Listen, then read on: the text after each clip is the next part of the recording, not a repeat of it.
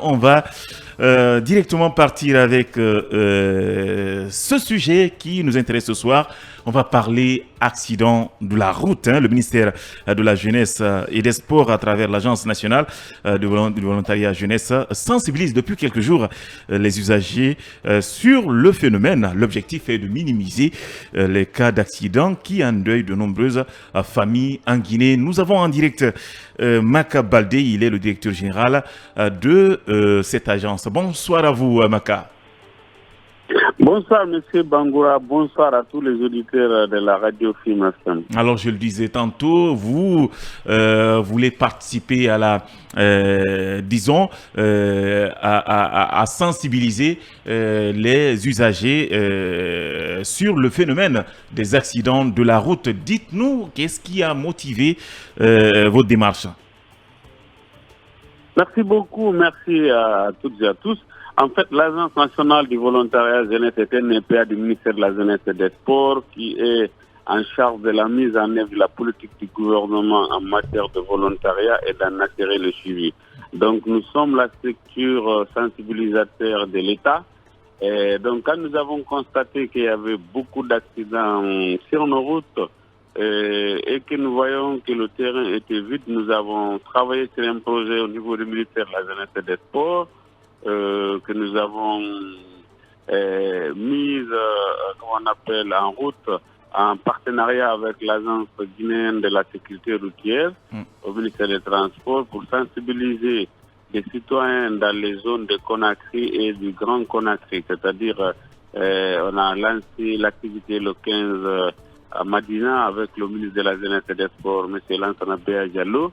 Nous avons fait hier matin, aujourd'hui nous étions à Bambeto, à Mdalaï et comment on appelle ça, centre émetteur Kouza. D'accord. Certains quartiers pour sensibiliser les usagers de la route, les chauffeurs, les conducteurs de bongona, les mototaxis, les piétons.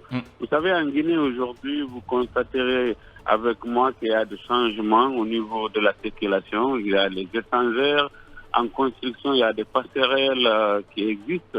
Il y a les traits les bandes les traits de passage pour piétons. Ouais. Et vous avez les traits de signalisation qui ne sont pas connus du grand public. Donc aujourd'hui, par exemple, c'était l'exemple à Kipé. Quand nous sommes venus avec les policiers, on a constaté que même il y a certains qui ne comprenaient pas quand c'est vers qui doit s'arrêter, qui est prioritaire entre le véhicule et le piéton. Donc nous avons essayé de sensibiliser aussi ces policiers, les piétons et même les conducteurs tricycles, etc. Alors quel est le principal message véhiculé aux usagers? En fait, aux usagers, d'abord, c'est d'éviter de monter dans des véhicules quand vous constatez que le chauffeur est en état d'ébriété.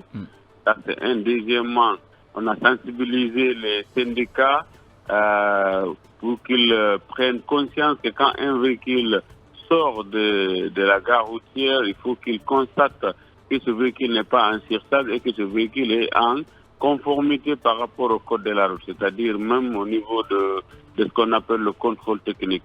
Et les populations aussi de refuser de monter dans n'importe quel véhicule à n'importe quel prix. Quand et même ils constatent que le véhicule n'est pas en bon état, qu'ils refusent de monter parce que leur vie en dépend. D'accord. Maintenant, à l'État aussi de continuer à travers les actions que le président de la transition, le premier ministre du gouvernement, le ministre des Infrastructures sont en train de mettre en place pour aider les populations par rapport à la mobilité. D'accord. Et aujourd'hui, nous voulons sensibiliser 2 millions de personnes se poser dans les conditions normales. On va le dupliquer à l'intérieur du pays à travers les régions pour aller préfecture par préfecture sensibiliser les chauffeurs, sensibiliser les usagers, afin qu'on se comporte. Parce que quand vous prenez un motard, moi des fois il m'arrive que quand je suis coincé dans un embouteillage et que je sois pressé pour un rendez-vous, je peux emprunter une moto. Mais avant de prendre le motard, je regarde d'abord est-ce qu'il a le casque, est-ce qu'il n'est pas sous,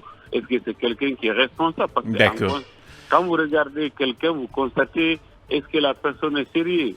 Et bon, je ne monte pas derrière n'importe qui. Moi, je n'ose pas les motards. Mais des fois, il m'arrive de prendre les motos. Mais quand vous prenez les motos, rassurez-vous que le motard, il est en règle, il a le casque et qu'il roule en respectant le code de la route. D'accord, voilà. Merci infiniment à vous, Mac Baldé, pour d'avoir accepté de répondre à nos questions. Voilà, alors bon courage à vous. Hein. Je crois que c'est une initiative à saluer parce que tout simplement, que les accidents de la route, je l'ai dit tantôt, eh bien, endeuillent plusieurs familles en Guinée. Un mot rapidement, Alpha Mamadou, par rapport à cette démarche. Oui, je pense que ce n'est pas mal en soi. Hein. C'est bon de continuer à sensibiliser. Et on en parle toujours. Il y a pas mal d'accidents qui endeuillent des familles dans ce pays. Il y a eu beaucoup de morts sur nos routes ces dernières années.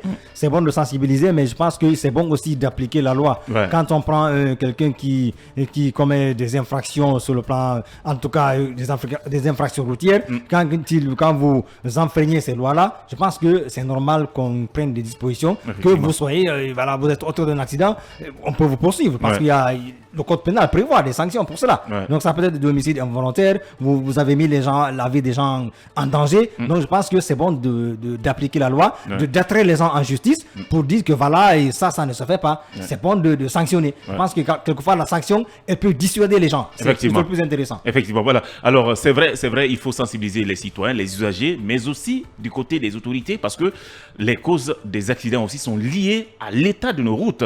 Et ça relève c'est aux autorités, en tout cas, de nous doter des bonnes routes pour permettre aux usagers de mieux circuler. Oui, les infrastructures routières, c'est un grand facteur dans la lutte contre les accidents de la circulation.